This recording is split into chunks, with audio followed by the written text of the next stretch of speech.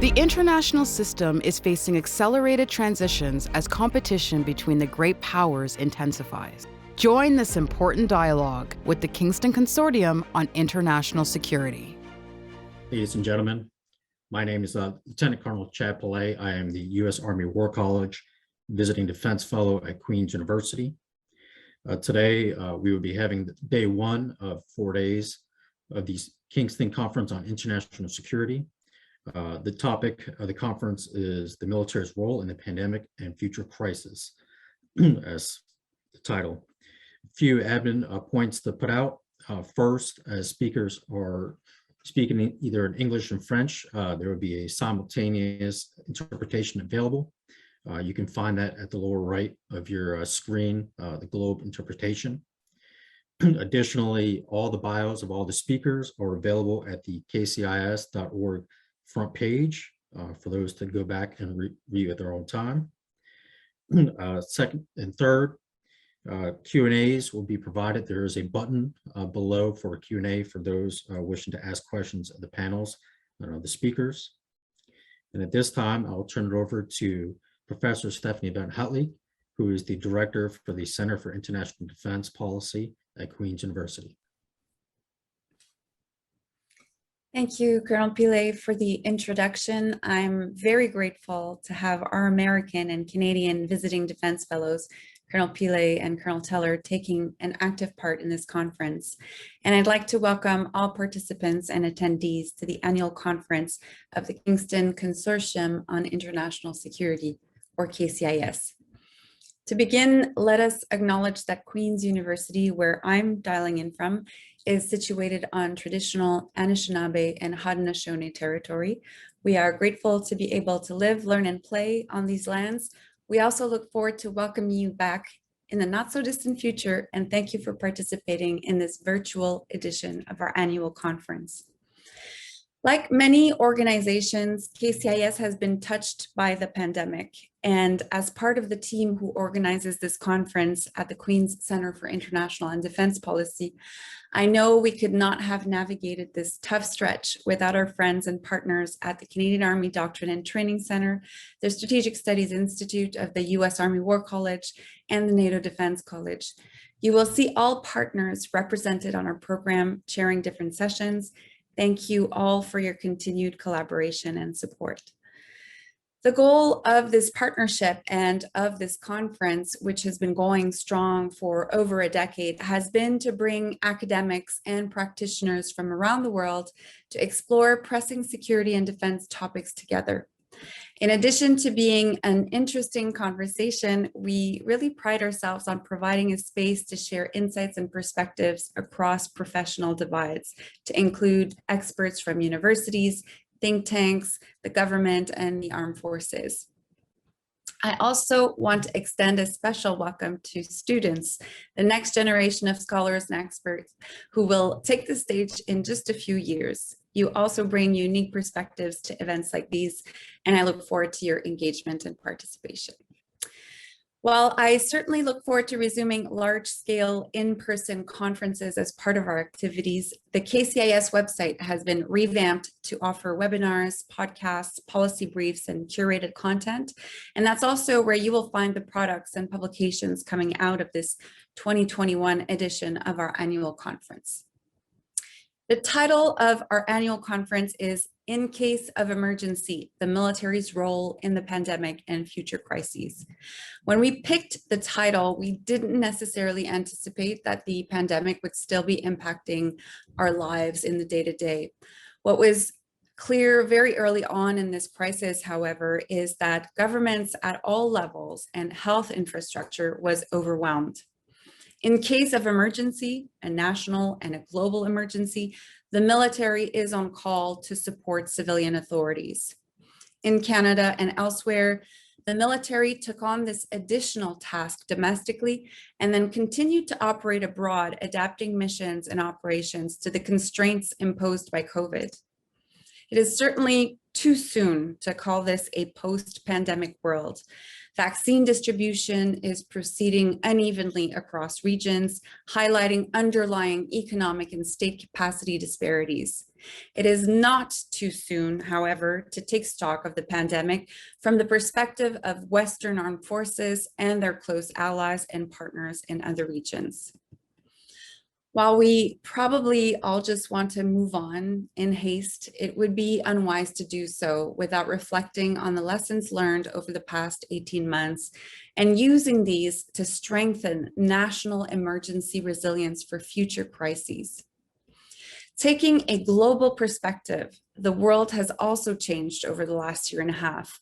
As borders open up and restrictions are lifted, new diplomatic relationships will be forged and old ones will need to be rekindled.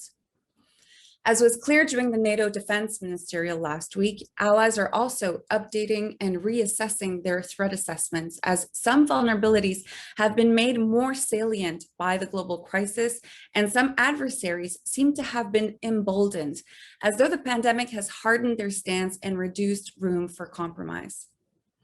As much as people are rejoicing in rediscovering social activities, this effervescent mood and optimism has not spilled over into the realm of international politics. The conference then is an opportunity to protect some time to explore these themes and tease out some recommendations for the way ahead, from military adaptation at home to strengthening partnered responses globally. I can think of no better way to kickstart the conference than to have an opening keynote on adapting training operations and partnerships by General Wayne Eyre, Canada's acting Chief of the Defence Staff. General Eyre's career has been characterized by command and deputy command billets from the platoon level in Cyprus and Croatia to his current post as the acting Chief of the Defence Staff.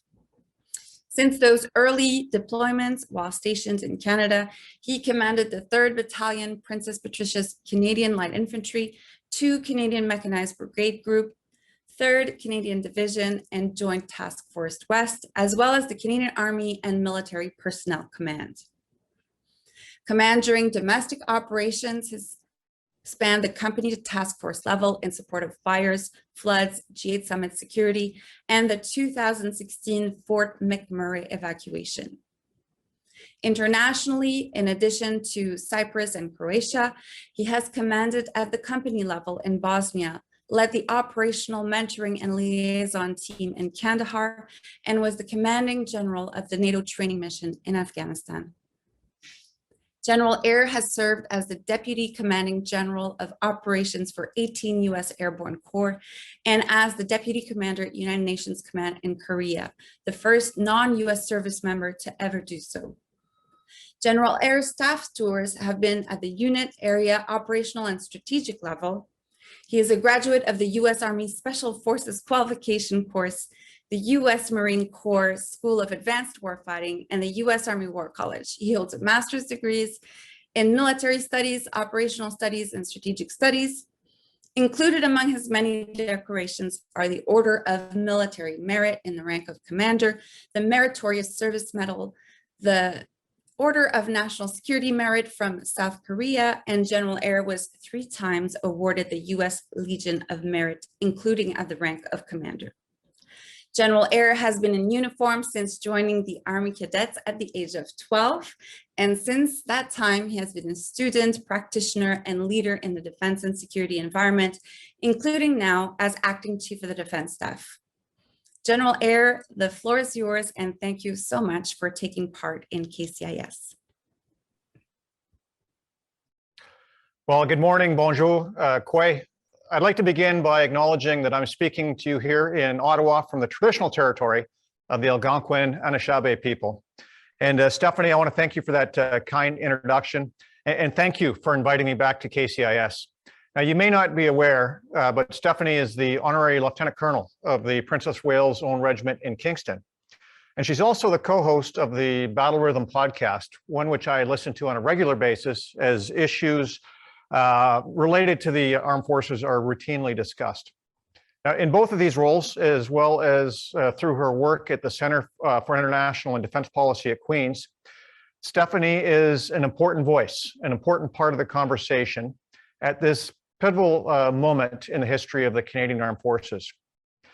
I want to say, before we get into the subject of this keynote, I'll say up front that we are determined to transform our institutional culture, to rebuild our military, to be more open and welcoming to the best people that Canada has to offer, to evolve and become the best that we can be, an inclusive organization where everyone is treated with dignity and respect.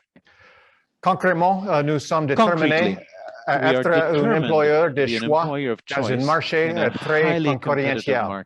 Plus profondément, en tant qu'organisation qui représente et incarne les valeurs qui sont si chères aux Canadiens, nous sommes déterminés à regagner la confiance. Je suis donc très heureux d'être ici avec Stephanie aujourd'hui et avec vous, tous. Je suis aussi heureux que cette importante conférence reprenne cette année. Après avoir fait une pause l'an dernier, et j'ai hâte d'un jour où nous pourrons de nouveau nous réunir en personne. So this is actually my third time addressing this conference. In 2017, I participated in the panel discussion about enhancing soldier performance. In 2019, drawing on my recent experience as the deputy commander of UN Command over in Korea, I spoke about the tectonic changes we're seeing in the global security environment. Many of which are rooted in that part of the world. And in 2021, now we're still seized with the challenges of the pandemic, challenges which remain.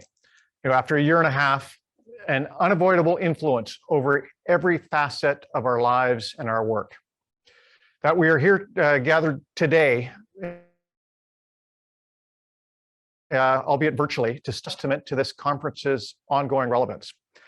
I'd like to thank the partners in the Kingston Consortium who've brought us together again. The Center for International and Defense Policy at Queen's University, the Canadian Army Doctrine and Training Center, the Strategic Studies Institute of the U.S. Army War College, and the NATO Defense College.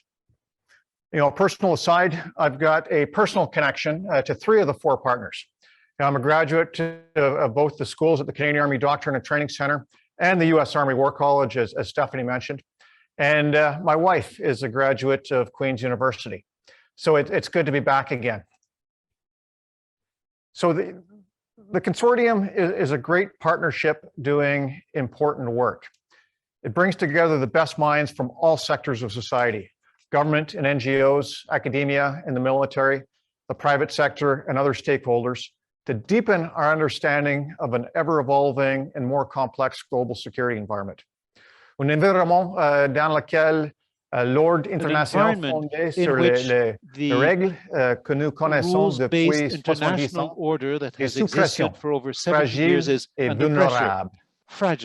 C'est donc ce qui constitue essentiellement une réorganisation des choses. Nous ne pouvons plus tenir pour acquis la paix et la prospérité de cet environnement nous donne depuis des générations.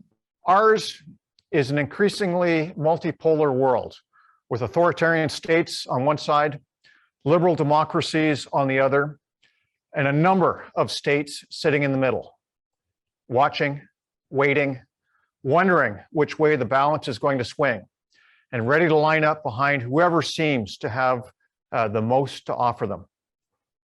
Our way of life and the global stability that makes that way of life possible hangs on them making the right choice.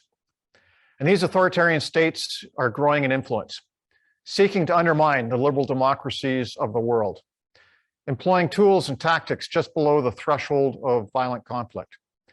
And during my time in Korea, I saw just how fragile peace is, how easy it would be for aggressive competition to slip into open war. En même temps, des groupes terroristes, des organisations criminelles complexes et des éléments extrémistes, dont certains se trouvent au Canada, menacent aussi la stabilité et la sécurité partout dans le monde.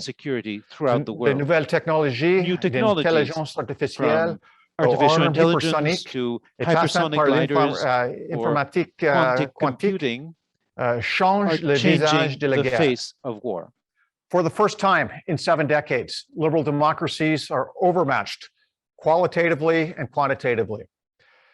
We're called upon to defend our interests, not just at sea, on land, and in the air, but now in the emerging domains of conflict such as space and cyber. And all of this is happening in the context of a world disrupted by climate change, mass migration, resource scarcity, political polarization, and cultural conflict. Of course, the most immediate challenge is the COVID-19 pandemic. It has occupied much of the CAF's energy over the past year and a half.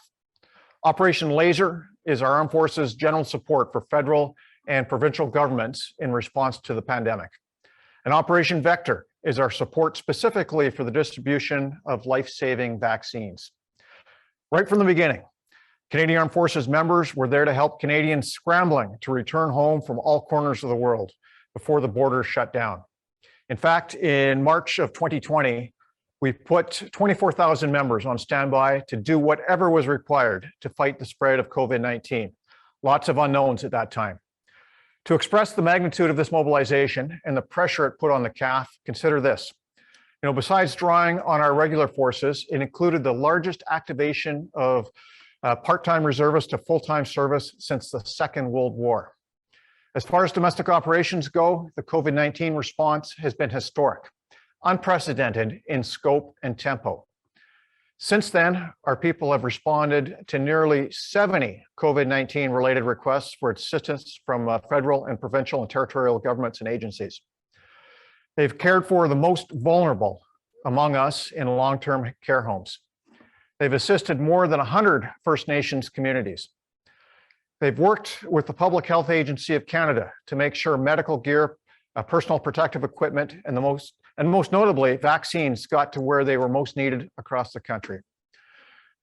Nos gens ont aidé à planifier et coordonner le transport, l'entreposage et la distribution of vaccines. Ils ont soutenu l'Agence des services frontières au Canada et l'Agence de la santé publique au Canada dans l'établissement des sites de dépistage au poste frontalier à Terrestre et la frontière Canada-américaine. Ils ont livré 5 congélateurs à basse température à qualité médicale dans nos territoires northern territories. In Newfoundland, Canadian Rangers helped get vaccines to communities or individuals to vaccines, whatever it took.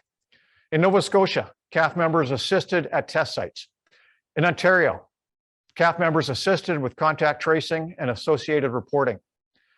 In Ontario and Manitoba, CAF members made sure vaccines made it to the most remote settlements and Indigenous communities.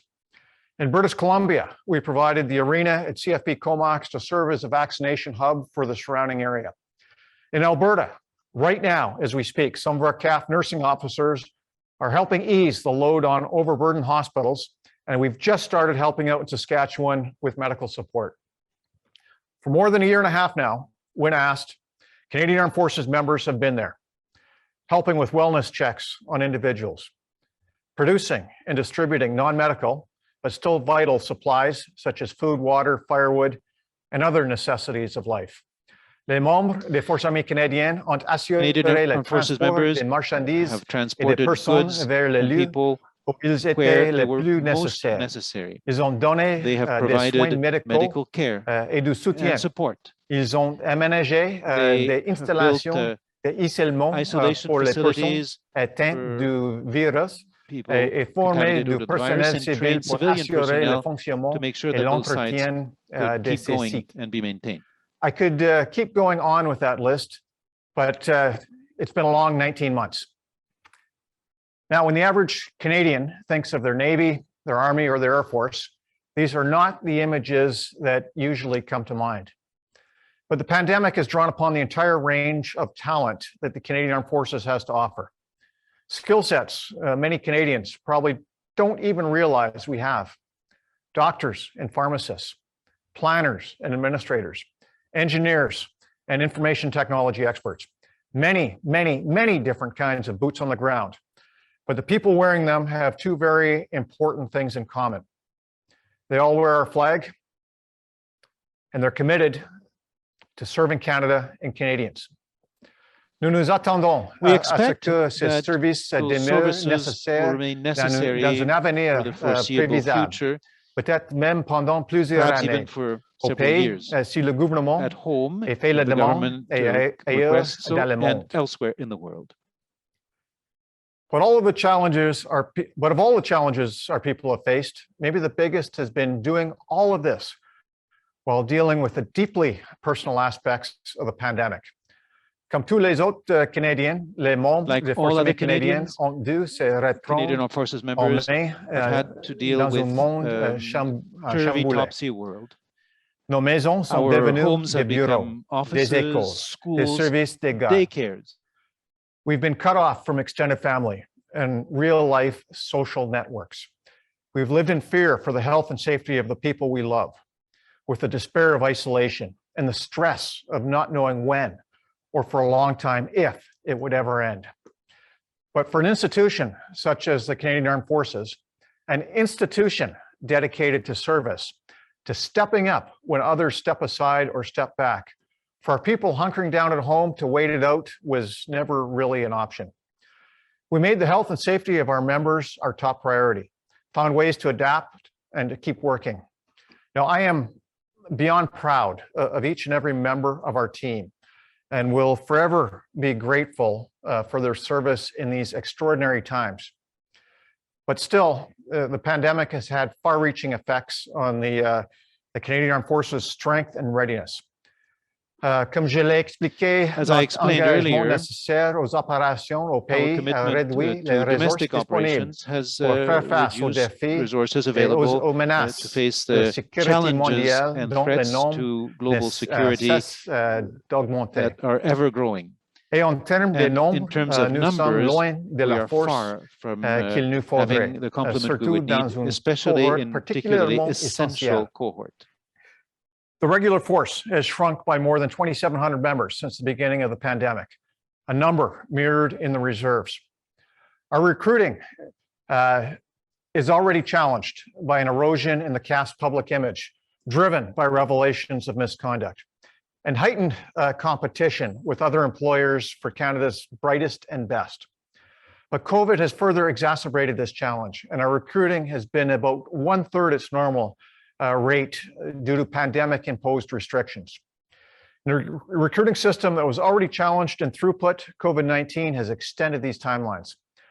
Nos gens ont fait tout ce qui Our était people have humainement done possible everything that was en utilisant humanly les possible by outils using numériques digital pour tools continuer to à continue attirer attracting des recrues. recruits. Mais pour certaines But parties for some essential essentielles de parts le of the processus, process, par for exemple example, les examens physical physiques, examinations, rien ne peut nothing vraiment can replace remplacer une interaction en face-to-face personne. interaction. The challenge in recruiting, combined with attrition heightened by the pressures of the pandemic, means we find ourselves short about 7,500 in our regular force trained effective strength. And these are the heart of our command structure, the missing middle, master corporals, sergeants, lieutenants, captains, majors, master sailors, petty officers, lieutenant commanders, all vital leadership roles, both in the field as we address the existential imperative of changing our internal culture. And we reckon it could take 5 to 7 years to undo the damage. Our training has also been hampered. Les restrictions de santé publique ont exigé Public une health adaptation de restrictions have l'instruction. required Pour adaptations mettre in l'accent training sur l'amélioration to individuelle, emphasize par exemple, ou individual sur improvement, for des travaux example, où ils or peuvent se on work faire that en can be ligne performed ou au moyen online de or simulation. through simulation. Parfois, Sometimes il a we've fallu had modifier to l'instruction, modify training, par for exemple, example, en by réduisant reducing le nombre the de number of participants. participants. Et dans certains in cas, some cases, l'instruction a we've just été had to carrément cancel annulée. some training. Maple Resolve is our Armed Forces' largest and most complex annual training exercise. In 2020, we had to cancel it, in part for the safety of our troops and those around them, but also to allow our members to isolate and be ready to respond to requests for assistance from various governments. Wisely, as it turned out, when our people were desperately needed to shore up or replace civilian staffing in long-term care homes. This year, Maple Resolve went ahead, albeit with restrictions and reduced participation, especially regarding the participation of our international partners. It's important to note that training with our international partners and allies has continued as much as possible. For example, exercises with our NATO allies in the United States and Latvia. Shutting down this training completely was never an option. It is essential to our ability to stand shoulder to shoulder with our partners, friends, and allies against a myriad of adversaries who threaten global security and stability. Through it all, we have demonstrated emphatically that it is possible to train responsibly and effectively despite the challenges posed by COVID-19. However, there is no denying an unfortunate truth. A training backlog still exists. Ce n'est pas entièrement une cause de la pandémie. Solely because of the Ici pandemic. aussi, le problème Here again, the problem of chaînon the missing manquant link is a factor. est un facteur. Mais le COVID a empiré COVID la has situation. made things worse. And again, the effects of this will be felt for years to come. So all of this being the case, the Canadian Armed Forces is in the front end of a substantial forces-wide reconstitution program. This program is being driven by two imperatives. First, the restoration of activities and readiness that have been adversely affected by the pandemic. And second, the ceaseless task of improving and modernizing our operational capabilities in the face of evolving threats. At the same time, we're carrying out the essential work of culture change. Like every element of society, the CAF has been forever changed by COVID-19. The world we knew before March of 2020 no longer exists. Will the post-pandemic CAF be the same? No. But we will never compromise excellence or readiness. This means we have to be hyper-disciplined, ruthless even, in examining our institution and continually challenging the status quo. Is it essential? Is it discretionary? Should this be left behind? Notre réponse déterminera Our response will determine our future orientation. Et les And the améliorations que nous improvements that we will apporterons make à notre to temps our de state of préparation readiness pour les for opérations ongoing en cours, operations, pour celles for qu'on those that entrevoit we can already see déjà et pour la suite. happening, and These will be difficult for the next questions ones. with no easy answers. The CAF's reconstitution will prioritize three areas. First, people and culture. Meeting the challenges of the future will require an even more diverse and representative armed forces. As I said earlier, every Canadian needs to see the CAF as a first-rate career choice where they will feel welcome, valued, and safe to bring their talents to bear in the service of our country. And this will only happen when we take the painful but necessary step of confronting elements of our institutional history and culture that we're not proud of. This means, among other things, investing substantially in the work of our newest level one, the Chief Professional Conduct and Culture. Aligning our military justice system with contemporary values and legal norms by implementing the recommendations of the Third Independent Review of the National Defense Act. Établir un create cadre a regulatory framework, réglementaire pour promulguer le implement, projet de loi Bill C-77, C-77, la which Déclaration des droits includes des victimes. Victims' Bill of Rights, And yet examiner attentivement les review recommandations qui attentively émergeront de recommendations that l'examen will interne emerge from the complète full et and indépendant independent mené internal par le review juge led by Louise Justice Arbour. Louise Arbour. These are all positive steps towards renewing, rebuilding our culture so that we are the safe, inclusive organization that Canadians and our own members expect us to be. And this renewal will be the responsibility of every single person who wears the uniform, no matter their rank, role, or service. But our crisis of culture is also a crisis of leadership. And in my role as acting Chief of Defense Staff, I am personally committed to repairing our military's credibility, to rebuilding the trust. This is essential to our success as an institution. We must also acknowledge the personal toll the pandemic has had on our personnel and place a renewed emphasis on rebuilding personal strength. Indeed, the strength of our people, our culture, issues of national security, because Canada needs us to be at our best. If there was any doubt, I hope the pandemic has provided laser-like clarity in that regard. The second priority is our reconstitution will be operational excellence. This means reviewing and assessing all operations and plans, including our readiness training at every level in every command, against strict and specific criteria. Ces opérations, Are these est-ce qu'elles sont operations durables? and plans sustainable? Est-ce qu'ils Do correspondent they correspond à to notre our mission et overall sur la mission vision globale? and vision? Do they add value? Quelles sont les What are the repercussions of these ces operations opérations and et plans ces plans sur nos on our alliés? allies?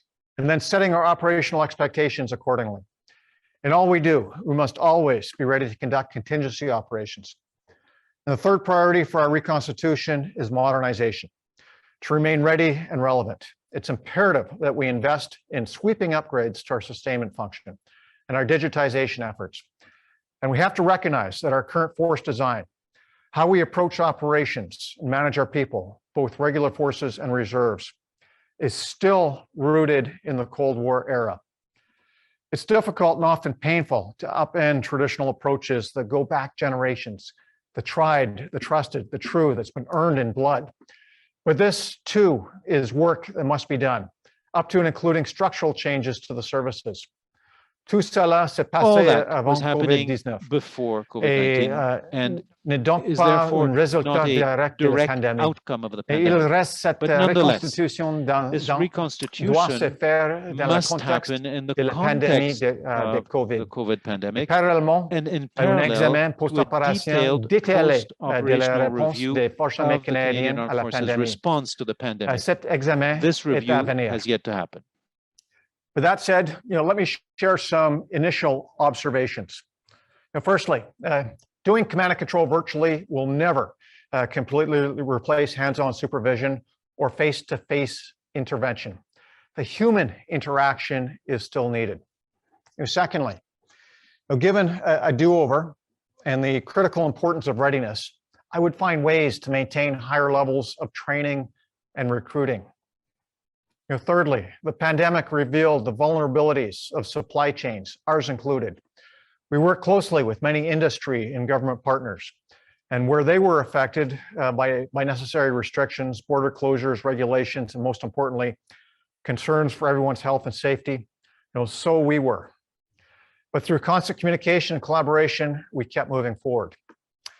Prochainement, le rôle des rangers canadiens Fourth, the consiste role à of the être Canadian nos Rangers is our nos eyes yeux and et ears nos oreilles in the dans le north. nord.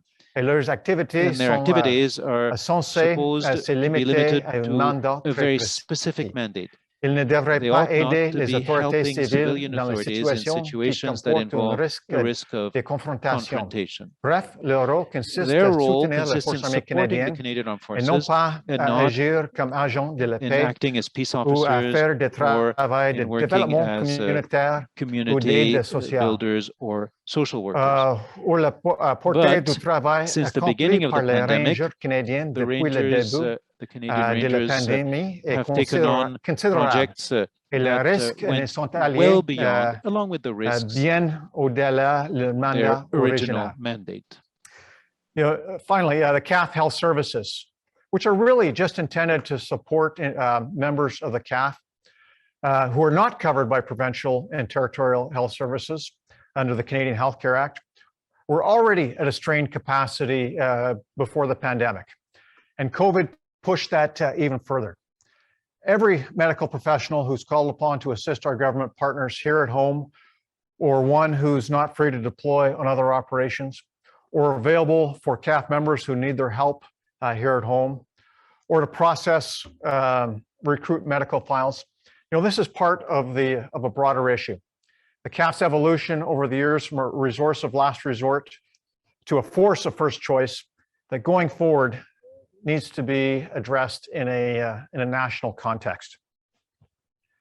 Now, the CAF's leading role in Canada's national effort to combat COVID-19 is really just accumulation of a trend that's been quietly creeping upward for years now. Between 2014 and 2019, we saw a tenfold increase in person days devoted to domestic operations when compared to the previous 5 years. More and more frequently, our federal and provincial partners are calling upon the CAF to perform non-traditional tasks. Why is this? Well, to put it simply, we're up to the task. When the Armed Forces responds to a request for assistance, the requesting party gets a disciplined labor pool of highly trained professionals with its own internal command and control capacity, with an internal communication system already established, with its own resources to draw upon. Un bassin capable d'effectuer des tâches très diverses resources de façon able to efficiente et perform very efficace diverse et dont tasks le succès efficiently and est presque effectively certain. with almost Un guaranteed bassin success. de main-d'œuvre A autosuffisant self-sufficient pool qui se of human déploie resources et s'administre de that façon deploys and autonome. administers Un autonomously. effectif prêt à A l'action. force that is ready to On act. éparge This saves a beaucoup lot de of temps time en évitant by l'intégration avoiding des employés, onboarding, les tracas administrative liés à issues la such as paie et d'autres payroll tâches and administratives other et des problems. bureaux. And its planning capacity, its mastery of logistics, has a sophistication that is simply an easy solution when crisis hits. Now, here I have to give a nod to the Canadian Army Doctrine or Command and Staff College. Ce qui le collège enseigne à nos officiers, What the college c'est teaches our exactement officers de is cela exactly what I'm talking que je about. parle. C'est cette It formation is that professionnelle exceptional exceptionnelle professional training qui nous permet that allows d'exécuter us ces to opérations. execute those The operations. skills necessary to integrate various capabilities, to provide some structure over chaos, and to plan a way forward has its roots right there in Kingston, in the training and education at the Canadian Army Staff College. The value of this education and training has been proven hundreds of times over the course of this pandemic. The pandemic has provided some valuable takeaways for everyone involved in the response. One is this: we need as a country to take a long, hard look at the domestic role of the Canadian Armed Forces, what it has become and why. It's clear that, as I've said, the CAF has in recent years gone from being a force of last resort to often a force of first choice. This year alone, besides our full-on commitment to pandemic response, we've deployed hundreds of personnel to British Columbia and Manitoba to help fight wildfires, while other troops and Canadian Rangers help with forest fire evacuations in remote communities in Ontario. We've been called upon to help mitigate flooding in the Yukon. And last year, when a major snowstorm shut down parts of Newfoundland and Labrador, we got the call. En 2019, les membres des forces armées canadiennes ont été déployés en Nouvelle-Écosse après le passage de l'ouragan Dorian. On a aidé à évacuer les membres de la Première Nation Pickagum et en Ontario en raison de la fumée intense provenant des feux de forêt au Manitoba. On a envoyé plus de 2500 militaires pour soutenir les efforts déployés pour aider les victimes d'inondations au Nouveau-Brunswick, au Quebec et en Ontario. This should cause us to pose the question as to if we need a comprehensive review of the roles, responsibilities, and resourcing of all branches and levels of government to update their delineation in light of the increasing demand, the increasing frequency, and the increasing intensity of domestic disasters. This includes for the Canadian Armed Forces so that we can prioritize our force development, our training, and our readiness accordingly.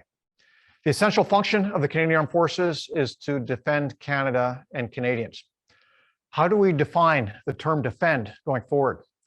How do reserves fit into this picture is another element we have to consider. Does Canada need troops dedicated to civil defense, like during the Cold War? Les réponses à ces The questions answers to those questions will guide our planning in terms of designing and developing forces in future. Et ces réponses And doivent those s'inscrire answers dans un must contexte be part of a national. national Un large context, débat national a au sujet broad national de debate le fait about quoi, à who does quel what, moment et when, pourquoi, and why, et où and what is se situent the les forces place armées of the canadiennes Canadian Armed dans le Forces contexte in the plus large, broader context celui de of l'ensemble the du whole gouvernement. of government. The future of military conflict is one of precision, of advanced technology, of engagements in non-traditional domains such as space and cyber. While for domestic operations, like the ones we've undertaken more and more often of late, depend on deploying large numbers of CAF members, many boots on the ground to do hard physical work. So precision versus mass. This is one of the force development tensions we will face. How do we find a balance between these two vastly different visions of a modern military is one of the great questions of our times in terms of force development. We do know this: meeting the demands of the post-pandemic world will demand creativity, adaptability, and resilience. It will require a relentless identification of priorities and shrewd stewardship of our resources, our material, and even more importantly, our people. I know it's going to continue to be a rough road ahead as we wrestle with many challenges that we have facing us. Je pense que nous pouvons affirmer sans risque de nous tromper le rôle des forces armées canadiennes dans la situation de crise au pays continuera de s'enlargir. De même que nos militaires seront appelés à effectuer davantage de tâches non traditionnelles. This is key to our post-pandemic operational review. As is this, it will happen again. There will be another pandemic. We don't know when, but we must be ready, eternally vigilant. We owe it to future generations of Canadians. The world is more dangerous now than it has been since the end of the Cold War. The threats and risks to our country are multiplying. To address the future security environment, the demands on the CAF will only increase. Canada needs its armed forces now more than ever, even if all Canadians don't realize it. Thank you. Merci beaucoup. Miigwech. Thank you so much, General Eyre, for this very comprehensive overview of the many challenges facing the Canadian Armed Forces. We do have a little bit of time for a couple of questions. I know I was struck by some of the comments that you made, specifically with regards to the need potentially for national defense consultation on the role of defense, the role of the CAF. What defense means is changing. It's growing multi-layered. There's certainly a spike in the demand for domestic operations. And I think back to Strong, Secure, and Engaged, a document that was released in 2017, and that was the result of public consultations in large part, but the world has already changed so much. So I'm taking that to heart as one of the first things that you said in your remarks that has really stuck with me and challenged me to think more deeply. I want to talk about leadership challenges, if I may, General Eyre, because I think that is a particularly daunting task in this moment, given the host of stressors that is impacting leadership in the Canadian Armed Forces in this moment. You mentioned culture change. Certainly, COVID-19 has contributed to this. And overall, there's a situation of military personnel strains. Again, the defense policy from 2017 talked about a need for increasing the force, yet COVID-19 has created unique recruitment and training challenges, which means that it's harder to grow the force. So I'm wondering, what kind of guidance can you provide leaders in this moment? The CAF is doing more. There's more domestic operations. There's a tough climate within the CAF at the moment, and there are personnel shortages. So as the acting Chief of Defense Staff, how are you thinking through your leadership philosophy right now? So Stephanie, thanks for the question. There is a tremendous amount that you that is in that question. So what do I tell senior leaders? And I just had this conversation last week with all of our general and flag officers. You know, firstly, we need them. We need those who are coming up in our ranks to remain in our ranks and need to be seized with the changes that that have to be made. I mentioned it's going to be a rough road ahead. It's going to continue to be rough, and I have personally struggled with many issues. You know, how to find a balance between due process, rule of law, procedural fairness in dealing with cases, and transparency on the other. And many of our senior leaders are looking up and saying, yes, I don't want to be there, but we need them. And it's going to be tough going ahead with all of these challenges we face. But from my perspective, it's a national security imperative, national defense imperative, that we retain experience, develop that experience to face all of those challenges ahead. Hey, leading when it's easy in good times is easy, it's fun. Leading in challenging times is more difficult. And I am fully aware that my own sense of moral authority is diminished because of the cohort I belong to, because my generation and the generations that went before me did not make the changes necessary, what our people expect, what Canadians expect. And so rebuilding that trust is right at the top of our list. And that's only going to be done through tangible action, through demonstrable action. And it's not going to happen overnight. It's going to be incremental, step by step by step. And it's going to be hard, and it's going to be tough slogging. But it's vital to do that as we face all of these other challenges.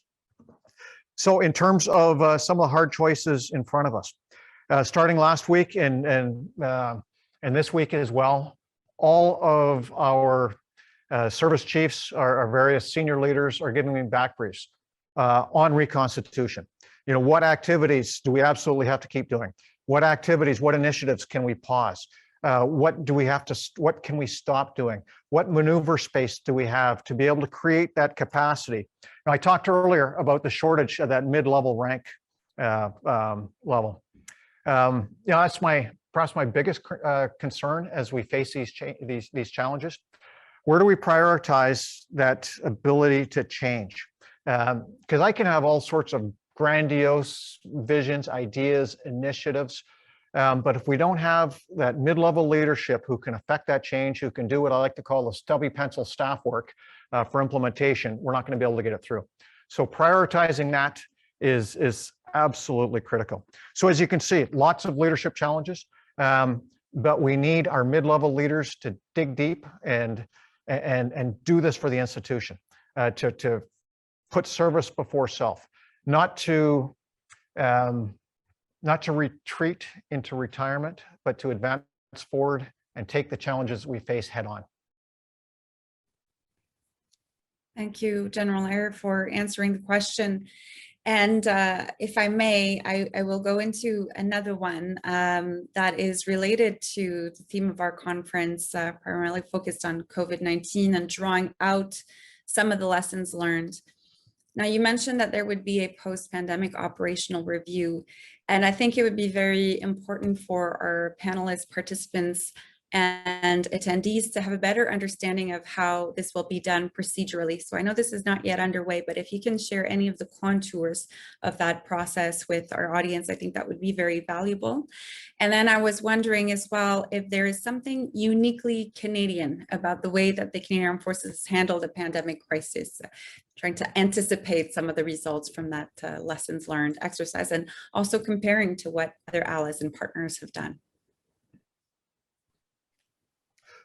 So the contours of the post-operation review are still being developed by our strategic joint staff. So I have not been briefed on what they've determined, but I've given them some broad guidelines.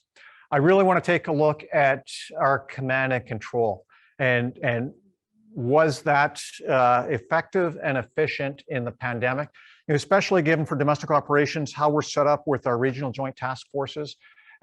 Is that the right model? Early on in the pandemic, we activated the 1st Canadian Division headquarters as Joint Task Force Laser. Was that the right move?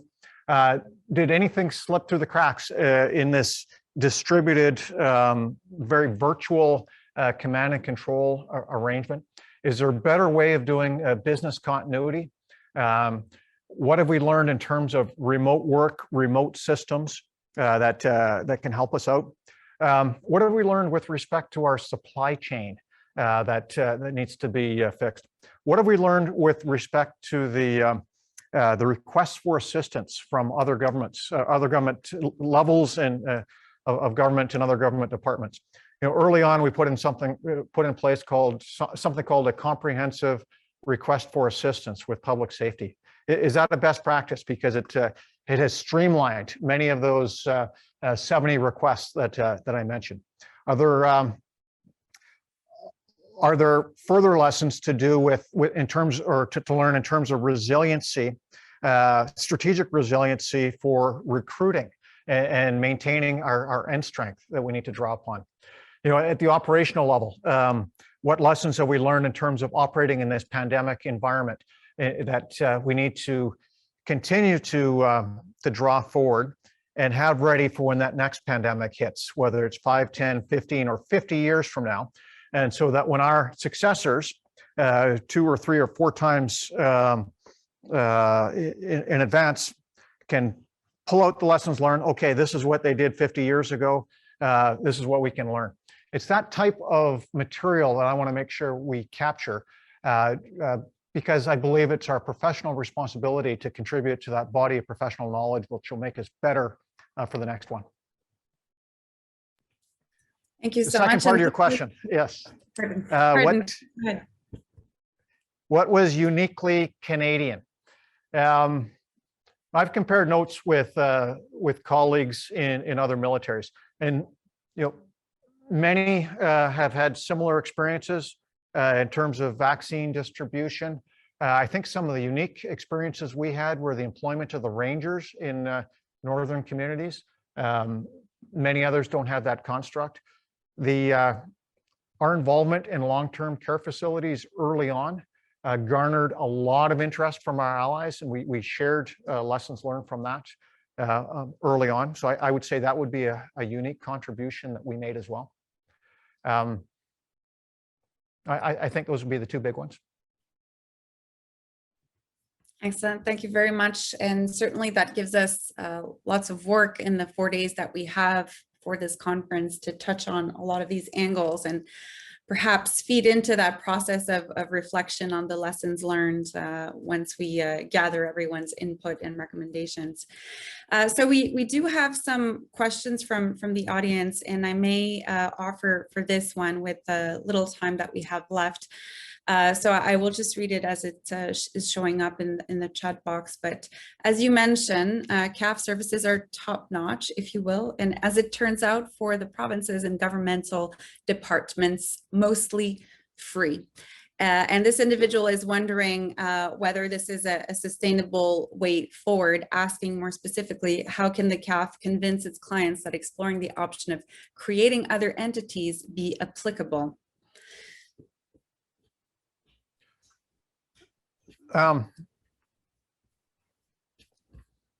So we capture costs when we deploy on these operations, but the decision whether or not to have to recover those costs is not ours to make.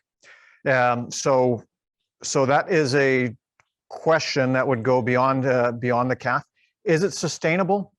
You know, some have said that other levels of government have broken the code on how to request CAF assistance early on. It goes back to that suggestion I made that we need a comprehensive review of what the role of the CAF is, what the role of levels of government and government departments are as these incidents of domestic emergencies become more frequent and more intense. We know with climate change, it's going to be with us. It's a reality. And so getting ahead of it and having a better common understanding of roles and responsibilities and who pays is something we need to, as a country, do. Thank you so much. And that was a question from Professor Ankerson. I think this is honestly all of the time that we have for the session as we transition to a break. And thank you for having been so generous with your time today, but also in your previous KCIS participations, you noticed, everyone will notice that the General said it's his 3rd time participating. And if we were on stage, I would be handing you over with our KCIS gift coin that we use to commemorate people's participation. But we'll have to leave that to when you're able to travel back to Kingston. And my sincere hope is that the next time we hold KCIS, it will be in person right here in Kingston. Thank you for your insights. Thank you for the guidance, because this opening keynote is a way to challenge our participants and attendees to focus their minds on specific questions and issues. And then we divide up the labor through the individual panels and sessions. There's also more keynotes in the days to come. Thank you for kicking things off for us this morning and for being so supportive of KCIS. Thank you, General Eyre. And I will turn it over now to Colonel Pillay for the rest. Okay, thank you for that. For everybody, we're about to transition to a break. We will return back at 12:15 for the first panel, where we will discuss the pandemic and the lessons of military adaptation. So again, we'll take a break at this time and come back at 12:15. Thank you.